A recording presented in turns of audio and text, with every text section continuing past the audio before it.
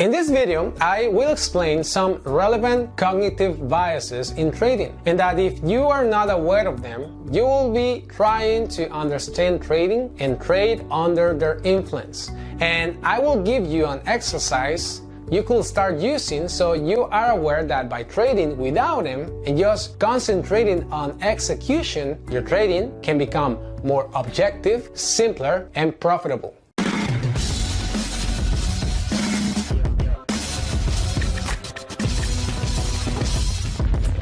A cognitive bias is a psychological effect that produces a deviation in the processing of what is perceived, leading to distortion, inaccurate judgment, illogical interpretation, or what is generally called irrationality, which is given on the basis of interpretation of available information. Cognitive biases enable faster decisions when timeliness is more valuable than accuracy. Therefore, if you really want to survive the odds against you and create a profitable approach to make a living out of trading, cognitive biases are not the way to go, but an obstacle that most people in this business are dealing with. Because profitable trading is about having a specific, simple, and clear approach based on your personality, so that every decision you make when trading is with accuracy and discipline. So you endure in the long term and not with swiftness, which makes you more prone to make mistakes, to quickly kill your chances to succeed. It's the attribution of human traits, forms, emotions, intentions, characteristics, or human qualities to abstract concepts or non-human entities, like animals, objects, natural phenomena, and here in trading, the market. Think about it for a moment and pay attention to how the majority treats and talk about the market as if it was a person who thinks and breathes. We are facing financial markets that are composed of many participants and therefore of many different motivations and different individual actions, and therefore also composed of many factors. So how could you really consistently decipher what each actor thinks, their motivations, their perceptions of risk, their personal agendas, their actual contribution to the price process? But still, you hear everywhere that you can detect the market sentiment, that the market is overbought or oversold, that the market is balanced or unbalanced, that the market has memory, that the market is in a process of indecision or decision, the market is telling us this or that, etc. This ideology, if you begin to be aware, gives you the false sense of power and influence and the idea that you are getting to know someone, as if you were getting to know your partner, your child, your friend or neighbor, and that the market even speaks to you personally with a language. The reality is that every movement that is happening in the here and now can be because of many reasons that we do not know, because we do not have the information of who bought or sold and why and when and how much. We are currently dealing with high frequency algorithms. So how we could know the motivations and the formulas and calculations that each one of these follow? How to know how many orders the banks exactly need to accumulate to finally release a big movement, even understanding their business model. And an infinite number of other reasons, but that due to not having real information of what really is happening behind each movement, it's easier to see the market with the mysticism that is used in other ambits such as religion. Cognitive psychologists have provided much evidence in the past 20 years that our memory is unreliable. And the worst thing is that as humans, we tend to show amazing confidence about many memories that are false. It is not just that we tend to remember things incorrectly, but we tend to not to be aware that we are remembering them incorrectly and tenaciously insisting that the inaccuracy is true. We all suffer somewhat or less of this problem where we are sure that something happened or was said in a certain way, and even if it is not true, we are sure that it was. Often it is not that we confabulate with the intention of saying things that are not true, but we are simply not aware that we are doing it. Now, then, when you hear that the market has memory, or yourself try to trade by memory instead of pre-programmed simple rules, remembering what happened with a previous scenario that resembles a current one, think for a moment, what facts do we have at the moment to ensure that when the price reaches a point, all participants in harmony will remember what happened there, and based on that memory, the outcome will be similar to the scenario in the past. The agendas and motivations of major participants will be based on the past or current information to which they have access. If we do not have all the relevant information, how could we remember something we never knew in the first place?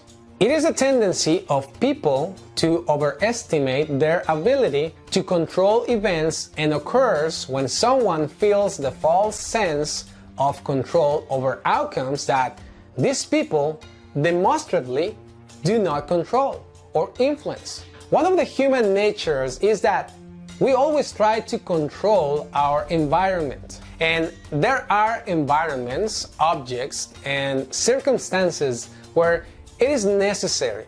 The sense of control that one can exercise personal choices has also positive and defined roles to sustain life, and in trading, it works to define a specific approach and develop discipline to follow the constant price movement. But you need to understand that the control we can exercise is only upon ourselves, but not upon other people, circumstances, or consequences. In other words, external outcomes. The illusion is more common in familiar situations where the person knows the desired result. The waves, the patterns, the change of colors give you a familiarization and the belief that you know what is happening and will happen due to the past. A feedback that emphasizes success instead of failure increases the illusion, and vice versa. If the feedback is of failure, it reduces the effect. So when you follow the popular rules, it seems that you are dominating trading when you apply them and they work. And when they do not work, something rare is happening. Hidden trading, there is another important detail, and I think I do not have to debate it, and is that what happens in the market and the decisions of all the participants, their actions, their agendas, and therefore the price movement, you do not control it. Or do you still think you do? That is why if you are trading an instrument because of beliefs and buy it and the price rises, and so you trade several times by your own beliefs and win several times in a row, you're reflexively expected to continue that way, and the chemistry in your brain changes as you win. It gives you a natural drug, which means that you become addicted to your own predictions, and that when it does not happen, you get frustrated, you distrust, and you become emotional because you are not aware of this important detail. You judge the market, which is not one but many.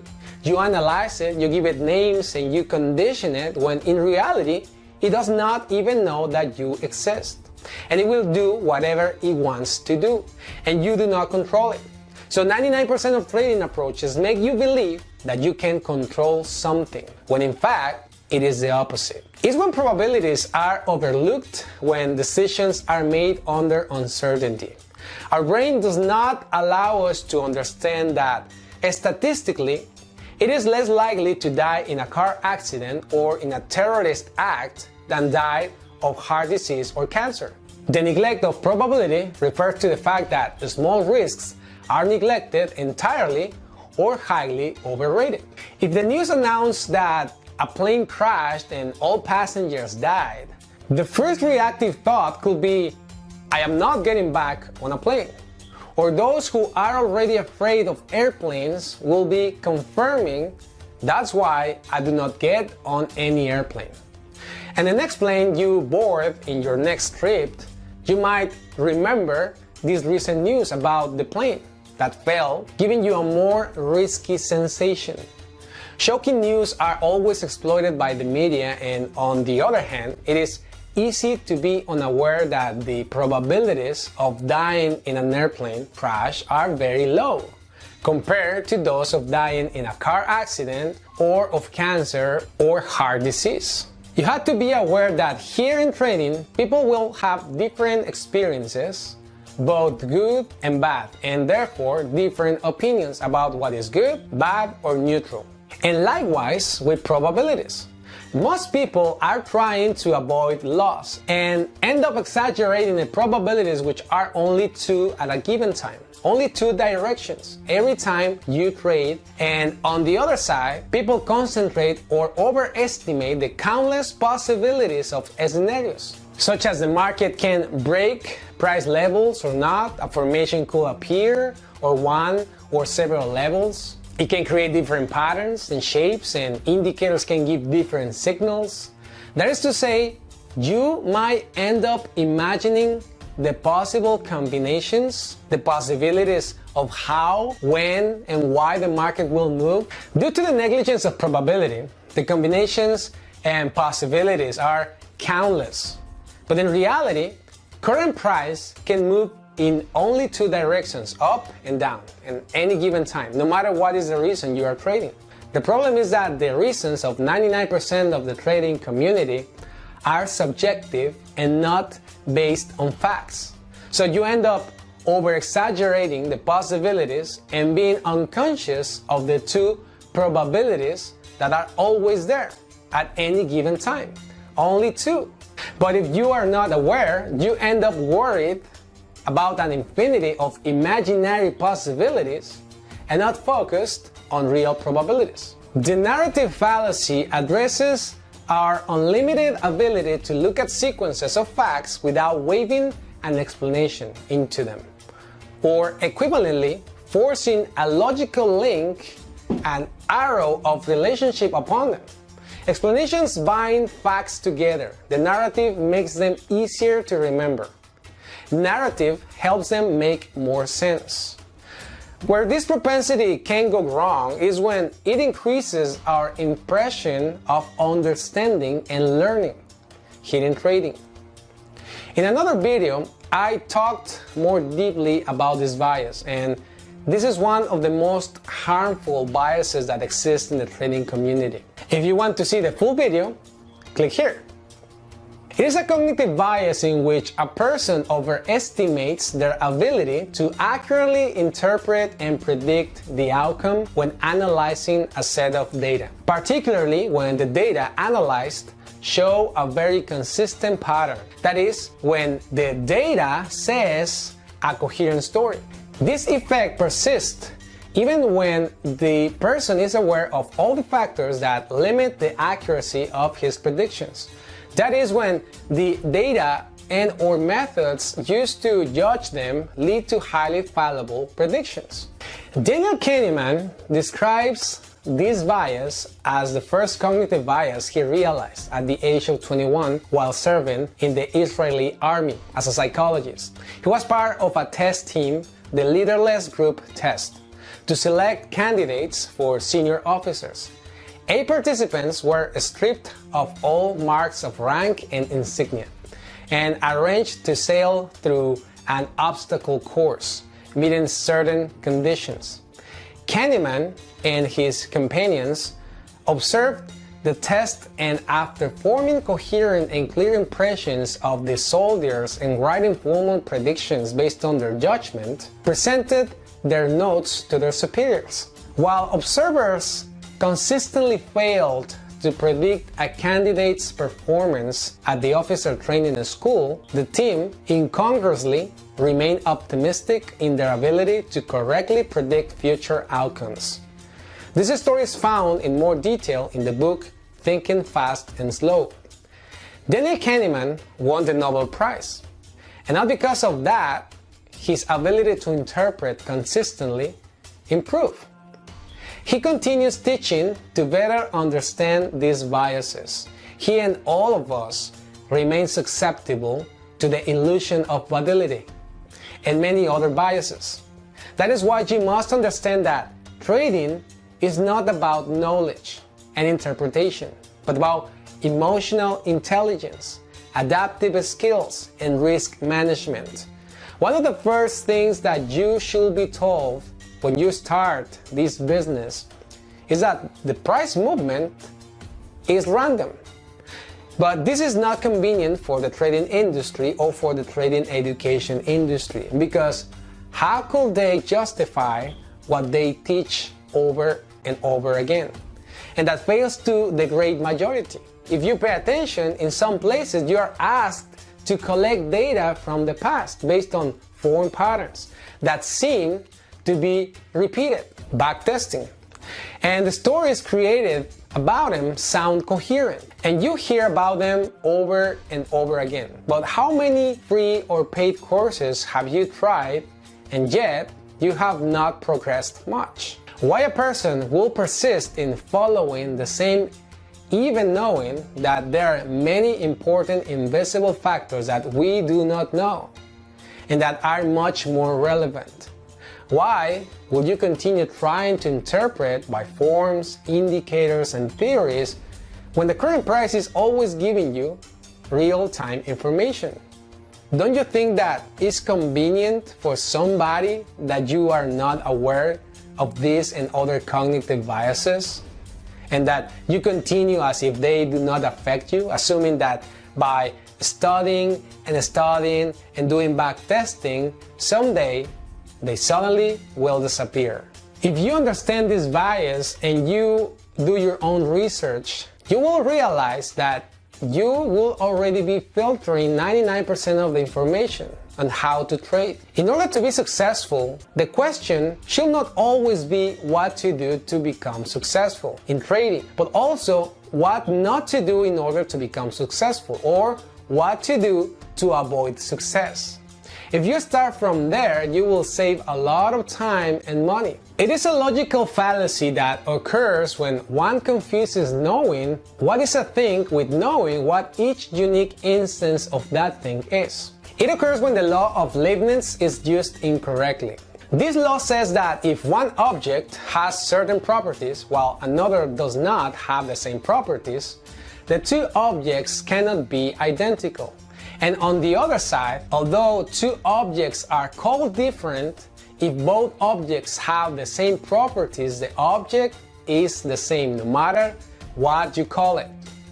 In the quantitative and qualitative terms, if X is identical to Y, then X and Y have all the same properties. X and Y are the same thing, simply that they are called differently. One is called X and the other is called Y. When you are conditioned to look for chart or candle patterns, shapes, and similar scenarios, you are trying to assimilate and connect the scenarios as if they were the same, but that in reality they are unique and different. Maybe qualitatively they will seem to appear equal, but quantitatively, because you do not have the information of how much money is really available, traded, or risked, how many participants are entering or leaving. All these quantitative characteristics are much more important than qualitative characteristics, which may seem the same but basically never are, because each movement is unique and different from the previous one.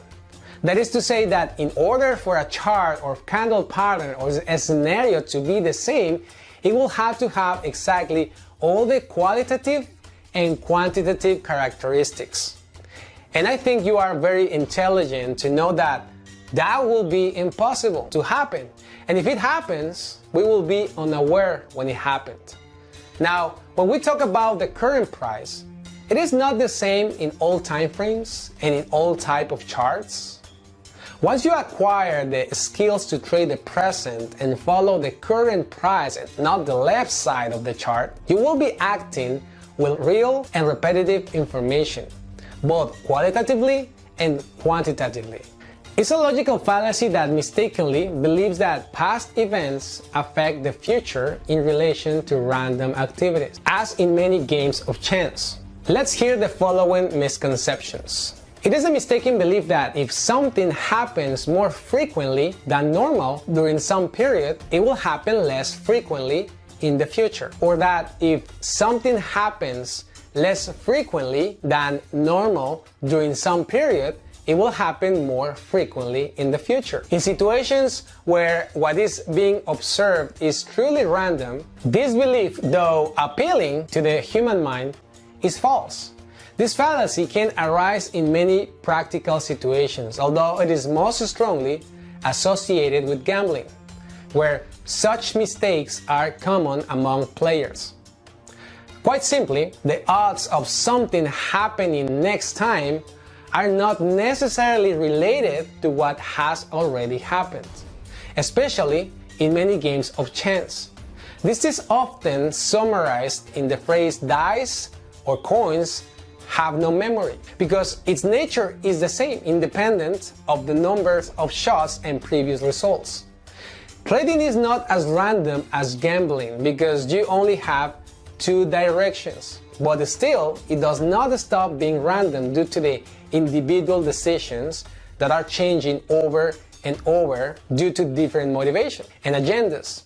But since you always have only two probabilities, that is to say two scenarios, when you understand the principle of probabilities, these are always increasing due to the process of manipulation, which is an unconditional and necessary process. But other biases such as illusion of control, illusion of validation, narrative fallacy, make you believe that you can anticipate when a trade is going to work and when will not, or know the meaning of your winning or losing streaks. When at the end, the behavior of the participants, the sequences, the circumstances are random.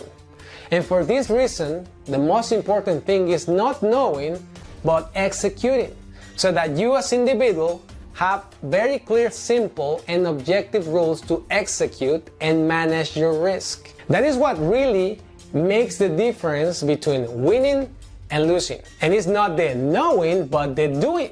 Does it happen to you that because you think you know the meaning of a streak, you keep trading more than you should, or not enter at all? Or that if you lost several trades, then you prefer not to enter the next opportunity, or vice versa? Be aware that this activity has to do with randomness, and that your biased ideas are the ones that make you assume that you know and can anticipate when to do or not to do something. And not really because you have or exist some infallible knowledge that will let you know what will happen consistently. It is a phenomenon of perceiving a relationship between variables, typically people, events, or behaviors, even when there is no such relationship. For example, suddenly you decide to buy a car, and when watching television, you start to see many car commercials. But it's not that there are many car commercials, but now you are paying more attention to these commercials, increasing the relationship between these two events. Or when it is said that during the full moon there are more homicides, what happens is that when the full moon appears, you pay more attention to homicides, but when there is no full moon, you forget the homicides that happened not having a full moon. One of the most reliable ways to verify correlation and causation is the scientific method. But in trading, we cannot apply the scientific method, and the majority learns and bases their trading on beliefs and ideologies about abstract things and doesn't have rules based on specifics and unconditional processes. That is why, because you are not able to specify, you instead deduce. You end up correlating all the time without having real information to really know that something happens because of what you assume it happens. And this causes, for example, that if you lost, you correlated to a fundamental announcement with certain rare movements, or that if you decided to stay in a trade and turn around, it was because you did not see a certain level that turned out to be important according to your correlation data and what you believe more important. Or you do not enter a trade because there is a negative correlation or vice versa. Then if you realize you are still in an environment that you do not control, where you do not really know what is happening, but you easily correlate things with what you assume is what is happening. And in this way, you are gaining your experience. And so many others are teaching you trading. And what is basically going on is that a lot of people are correlating things in a random environment where price only goes up or goes down. But the fear of losing, the desire to win, and the ego to stand out easily leads you to try to decipher, developing prejudices, always trying to avoid loss instead of training to be able to adapt to what always is moving, which is the right side of the chart, price. Believing things are real when they really are not, or finding meaningful patterns in meaningless noise. I have explained this bias more in depth in this video. If you want to see the full video, click here.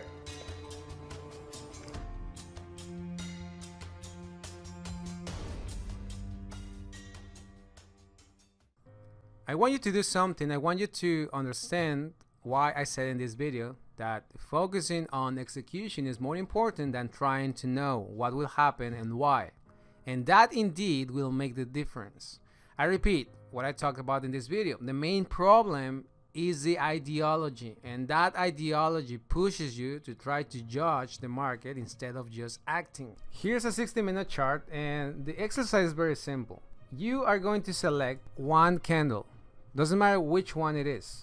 It's going to be in the 60-minute chart. So if you select this chart, 2 in the morning, which is the Frankfurt opening for those who are in the Eastern time zone, like me, or you can select the 3 in the morning, the London opening, 4 in the morning, or maybe later, 5, 6, 7, 8, 9 in the morning. It doesn't matter. What matters is that once you select this candle, let's say because it falls into your normal schedule when you're looking at the charts, that you do this every day. Obviously, you're not going to select 2 in the morning and then tomorrow you're going to be like, oh, well, tomorrow I think that this is going to happen, then I'm going to trade based on 1 in the morning, or based on, oh, this candle because looks like a decision candle, 3 in the morning. So you are specific. If you're going to trade by this one, which is Frankfurt at 2 in the morning, well, tomorrow and the day after tomorrow and so on, you're going to trade by the exact same candle. Once you have the information, the specifics, you have the highest point. You have your highest price and your lowest price. Once you have that information, once pretty much that this candle closes, you have a specific price, a specific price, a specific highest price, a specific lowest price. If you think about it, that itself is a repetitive process.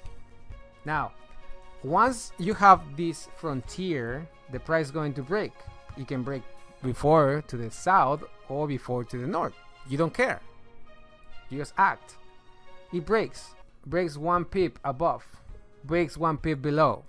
You buy with X amount of money. I'm not going to tell you how much, obviously I can't, but let's say, just as an example, figuratively, that you're buying with 1 lot. The price goes against you, but goes to the opposite direction. Now there, you're going to sell.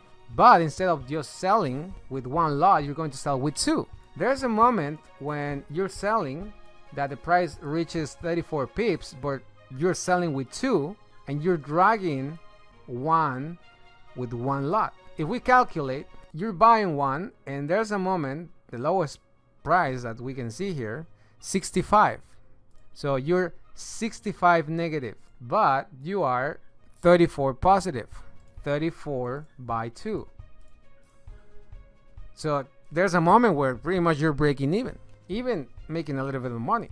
the price keeps moving, as it always does, but then it goes to the opposite direction. What happens if you didn't close your buy position, you didn't close your sell position? Now you have the chance to again buy. As you can see, this price is there, so it's going and passing that price again, but you have a specifics.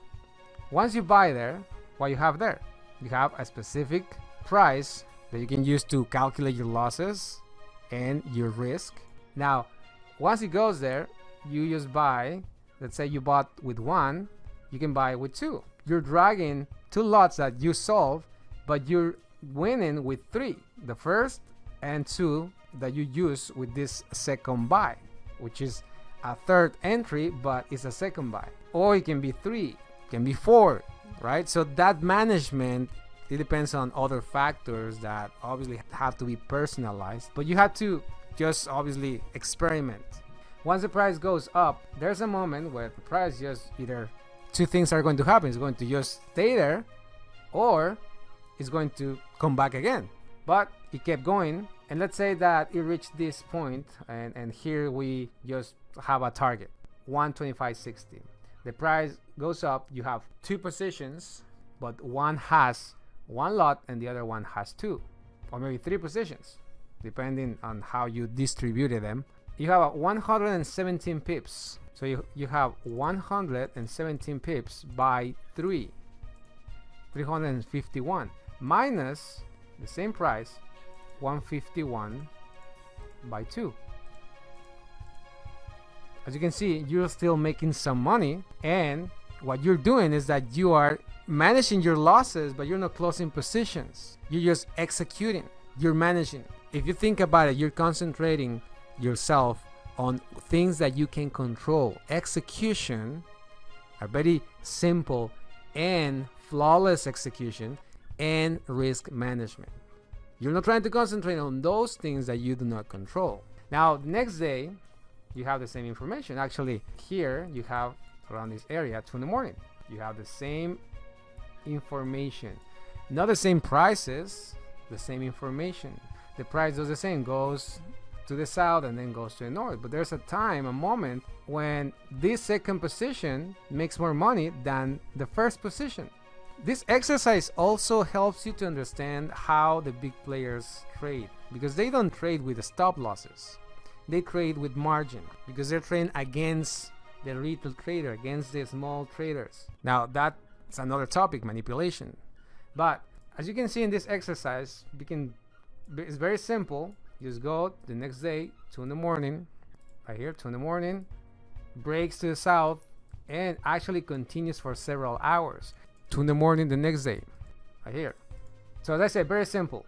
You increase, if you buy with one amount of money that you want, but the second you increase it, the third you increase it. Just see what happens. But just by this, you're going to be more aware that in reality you do not need to predict, and this is something very liberating for a lot of people. Now, this is not a martingale. I mean, don't confuse that, because it is not that you're going to increase your position indefinitely. I mean, maybe for this exercise you will, but an important thing that you have to understand is that you have to have a specific limits that have to be imposed in case, let's say that the price just changes and changes and changes, just stays in one area, because you want to be specific in how many times you're going to trade, how much you're going to trade. All those are important things, but are personalized. So what I'm trying to help you with is to be more conscious, observe how price is really random, and decisions are random, but processes are the same. And those processes have nothing to do with forms, patterns, theories, or beliefs. These unconditional processes are the ones that really train you with what has always been there, is there, and will always be there. Once you train yourself to only act on the specifics, you will be able to really develop skills instead of cognitive biases, because you stop being a judge, deducing, anticipating, and analyzing, and instead you become disciplined, adaptive, and open-minded. You become an individual that is able to flow with the constant change. Don't you think that if you start to understand this, you will be less likely to continue wasting time and money, because popular wisdom leads you to be the judge of what is happening. The trading industry, brokers, banks know this very well, and it is not coincidence that they teach you this for free. And think for a moment, if the root comes from the owners of the business, and virtually everybody teach and sponsor those who teach based on the same concepts, and 98% of people lose, don't you think it's absurd to continue preaching the same thing? But why this continues? To whom it's convenient that this popular approach continues. So when you listen to a person who wants to sell you the idea that you will know what is happening consistently and why, and that you will be able to interpret a price language, learn trading secrets, or that because of many years of experience, this person knows what happened, happens, or will happen behind the charts, remember this video. Do your own research, because due to the lack of real information and cognitive biases, betting to become profitable following our own judgment is actually the least likely approach to become profitable. Below this video, I will leave a video with some comments of people who have taken our advanced training, so that you can hear that what we teach does not resemble anything previous besides the mental tranquility that develops, and that by themselves people recognize that they will have not discovered it by themselves. Being conscious and distinguishing what we really know from what we think we know or believe we know is very important and a great advancement. You want to continue trying to interpret, or do you want to learn how to adapt? Do not forget to go to our Facebook page, Trading with Logic, and press the like button. There we upload trades that we trade during our training sessions, long-term trading opportunities, and many more mental approaches to help you be aware of the most important things in trading that are the most neglected. Also follow us on Twitter and subscribe to this channel. This is Luis Morelos, and remember, trade with logos, trade with logic. Until next time.